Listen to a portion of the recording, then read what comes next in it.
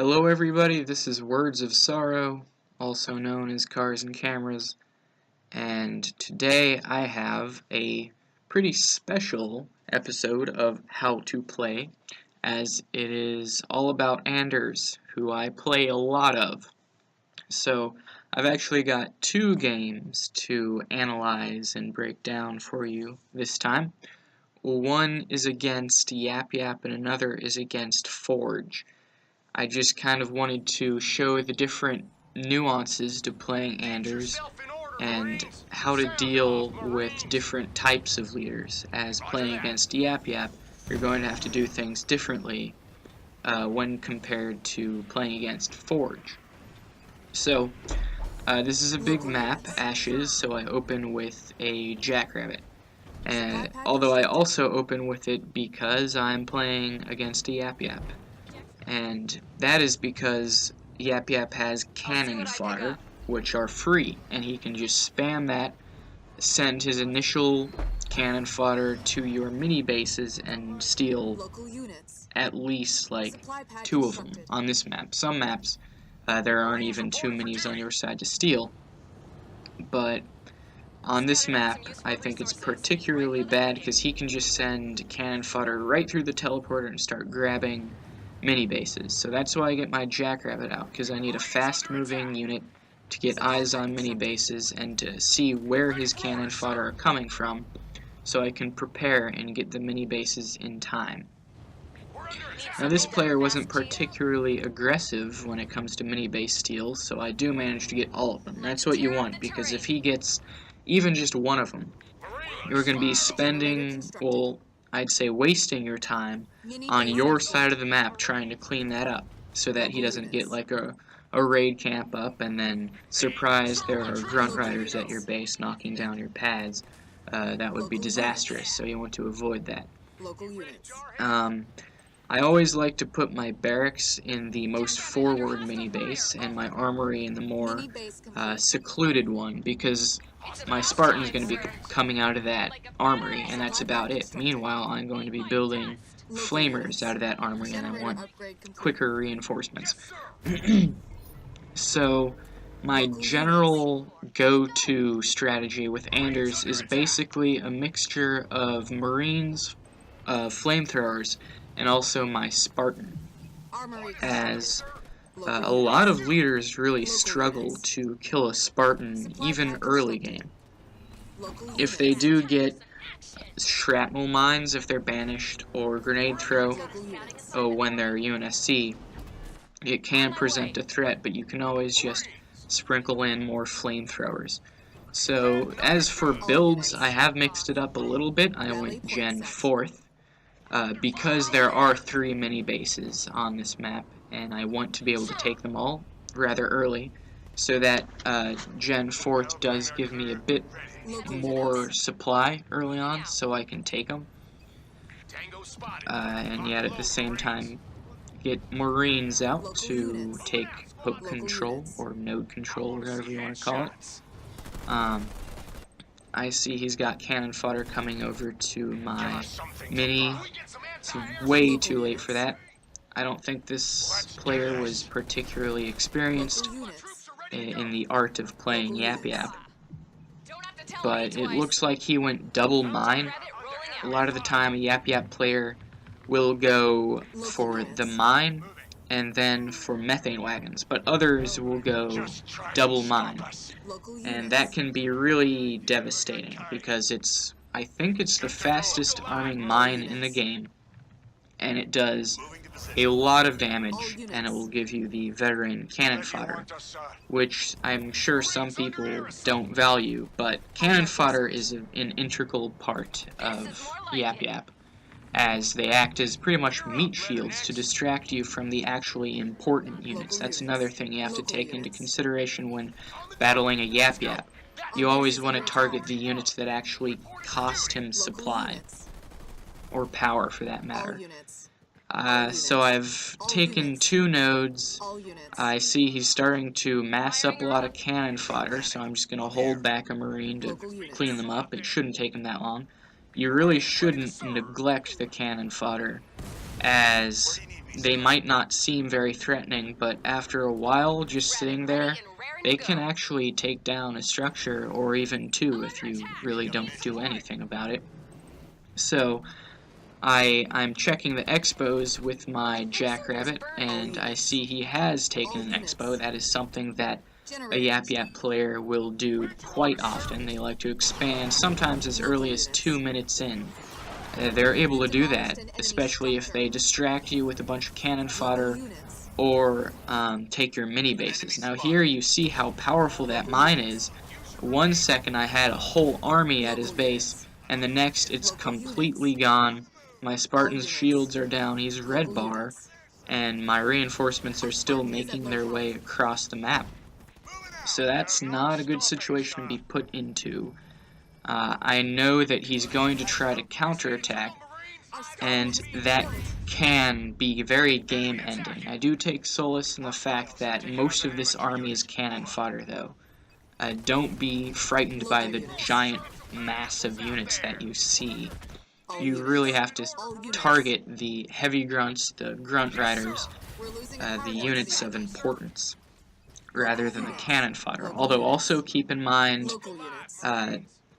Yap-Yap has grunts from above, which is one of the best drops in the game. And if you get timing pushed with that and you don't have enough to defend, then that's game over already. So that's what I'm really afraid of right now. And I'm going to continue to spam units. My Spartan's getting back out so that if he does drop that grunts from above, I can hijack the methane wagon. That's particularly why Anders is so good against Yap-Yap. She has the Spartan. And when you have a Spartan, that means that Yap-Yap really either can't go methane wagon at all, or if they choose to go methane wagons, they're going to have to worry about that Spartan quite a bit, because if they go methane wagons, you hijack it. Not only does that take away their buff, but it gives them a debuff. So that really messes up Yap-Yap players. So the Spartan is very essential even in Tech 1 when you're fighting a Yap-Yap.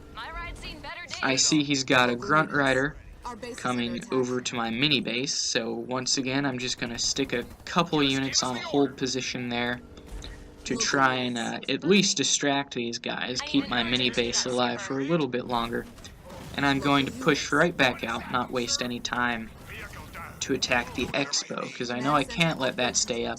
If I let him get up an army so that he can defend this, he's going to have a lot better economy than me, and I can't afford that. That would pretty much be the game right there. I'm going to split up my units a bit more than last time, as I don't want to get mined again, because that wasn't fun. And as you can see, I already have combat tech.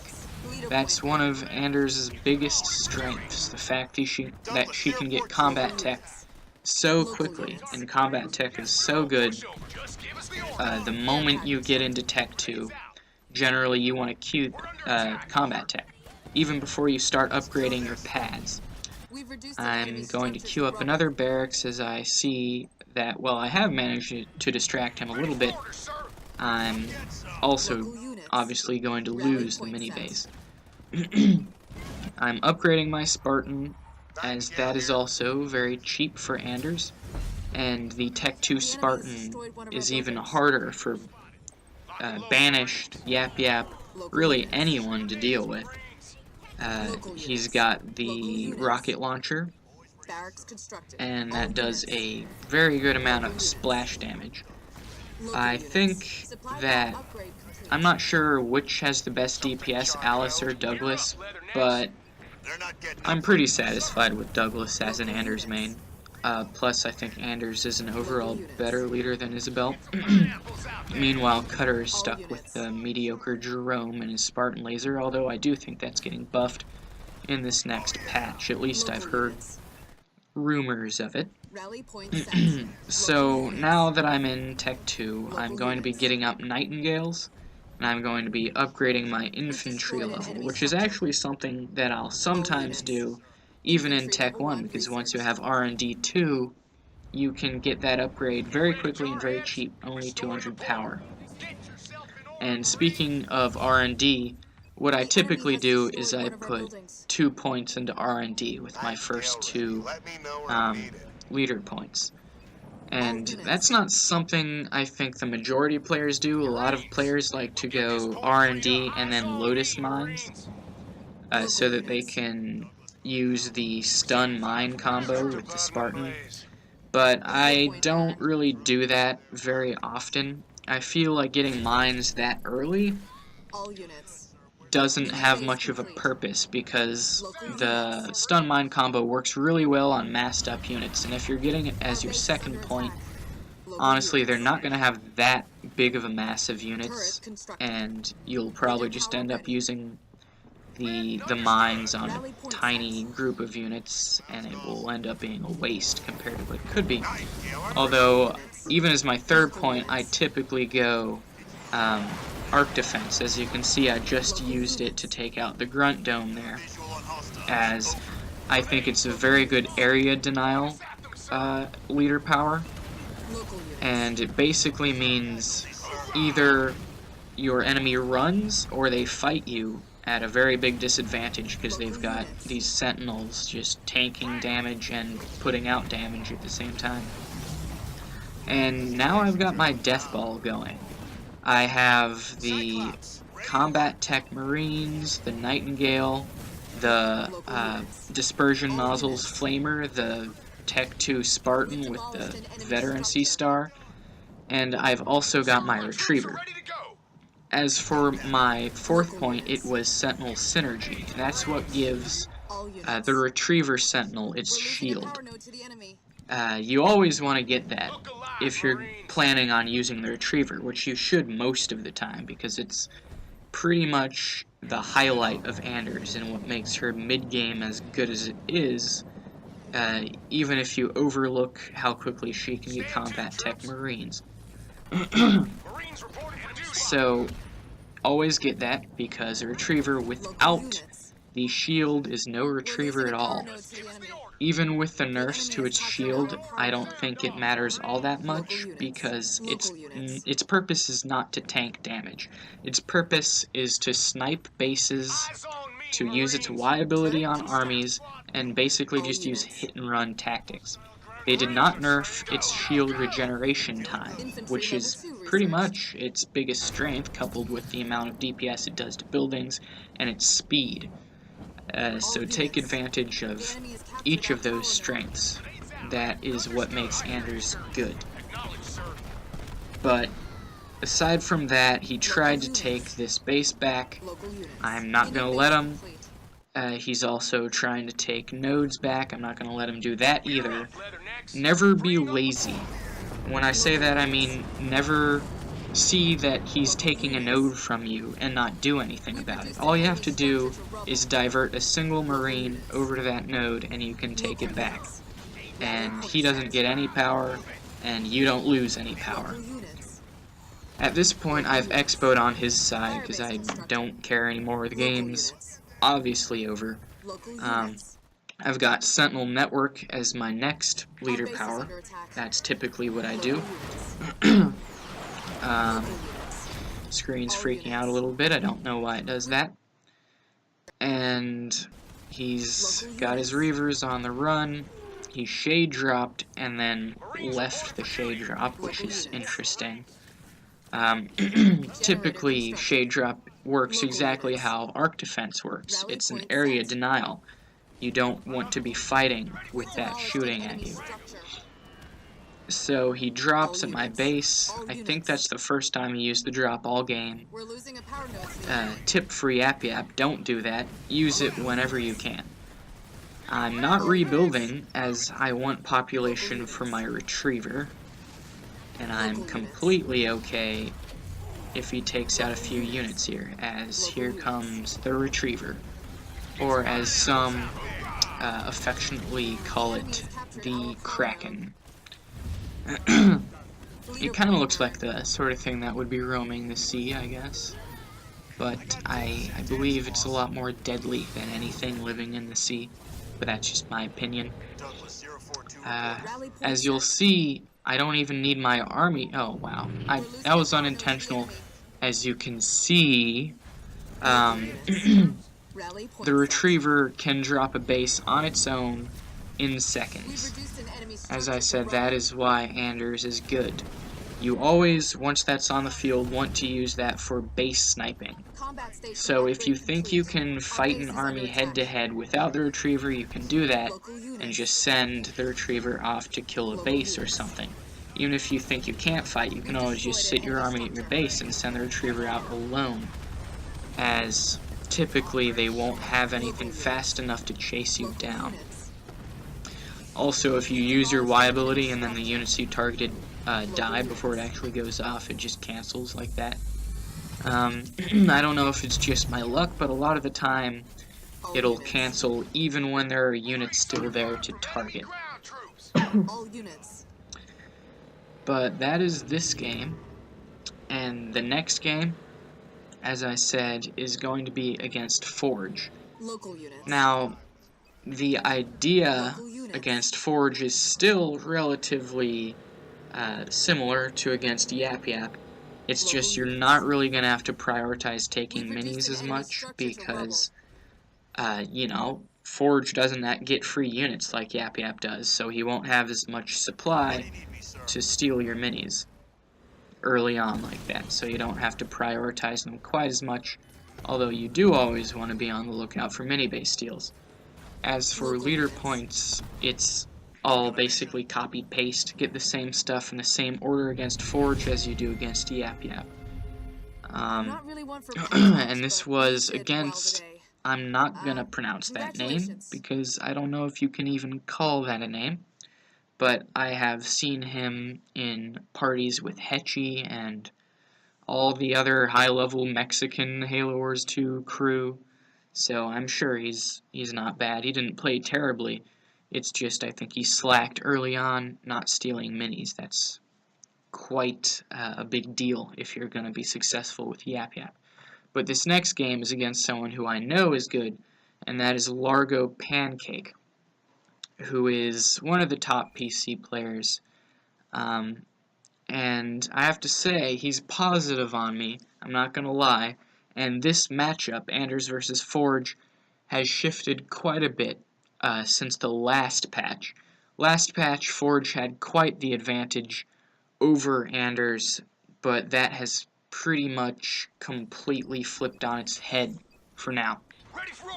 And that's completely due to the fact that the Forge Hog's defense aura was nerfed, as well as its HP by 10%. So that means the Hog itself isn't going to be as durable, and the fast tech into Warthogs isn't going to be as viable because they're not going to be tanking as much damage inside of that defense aura. And so combat tech Marines, if you get them very quickly as Anders, can deal with that quite handily, to the point that even if Forge manages to drop in his 1-star Kodiaks with vehicle drop, you can still push past him and kill them most of the time. So I'm not doing a Gen 4th build like I did against Yap-Yap, because once again you don't really have to prioritize minis as much. Gen 3rd is the optimal build, but Gen 4th is good if you really are concerned about those minis. So I am going to be taking my second mini soon. I've already got my first one going up, but I'm not going to bother delaying a pad for my second mini. He's already got a Marine over at this power, and typically that's what players will do. They'll move their Marine over to the garrison so that they can shoot at your Marine while you gather, but I was okay with that, seeing as my Marine was at full health. I knew he could tank a lot of damage and probably get most of that power before he died, so I was completely okay with that. Those are just the judgment calls you have to make. As you can see, my build is largely the same, other than when I built my generator, and I am getting R&D 2 and barracks up. I usually always go for the armory before the barracks, as normally by this time I haven't spent any power, and I've stockpiled enough of it so that I can queue my Spartan up right away like you saw. And I will make an exception when it comes to that order of buildings. Like you saw in the last game, I did build my barracks first because of positioning. And this time, I don't think it's all that big of a deal, because this is a more medium-sized map compared to Ashes, which is one of the bigger ones alongside Badlands and Sentry. So, now my focus is the nodes. And normally by the time you are taking your second node, that's when you're going to start watching out for an enemy army, which is usually just infantry at this point. And also around 2 minutes is when you should start thinking about scouting. Now, I don't really do much early game scouting here, but that is because I'm pretty confident in this build, typically against Forge. Forge doesn't have an easy way of dealing with this. I see he sent mines down, so I just get a single unit to run into them, and that's his mines dealt with at the cost of a single flamethrower, which compared to a stun mine combo is infinitely a better trade.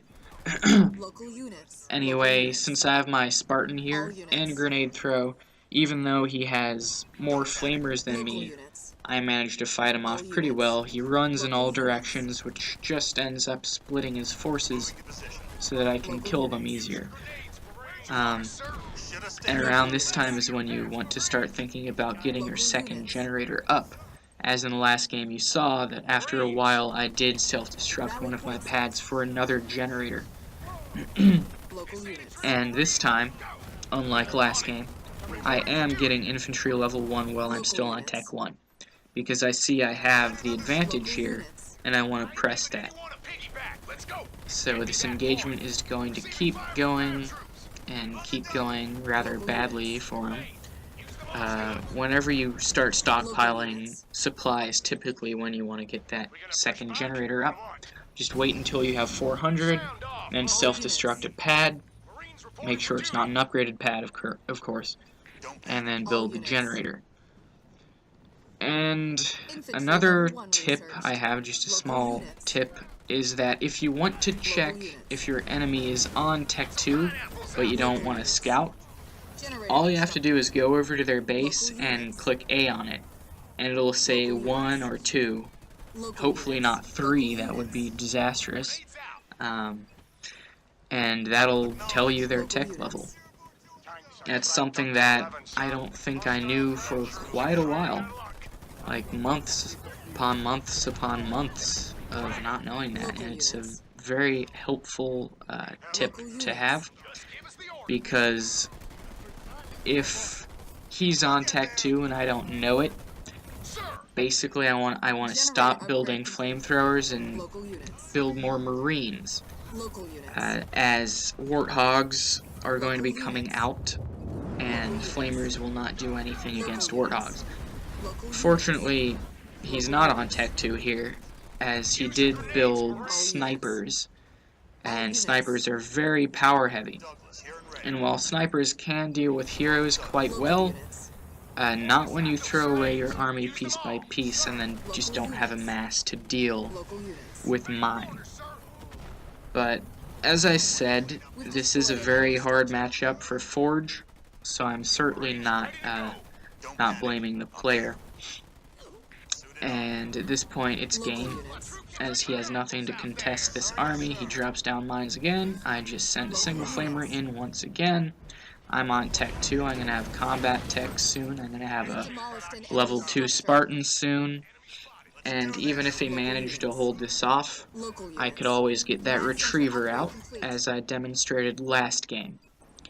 So, Anders, even though this is it's not exactly a rigid style of play, It's not the most diverse style of play you could possibly imagine with Anders. Anders is actually quite flexible due to R&D.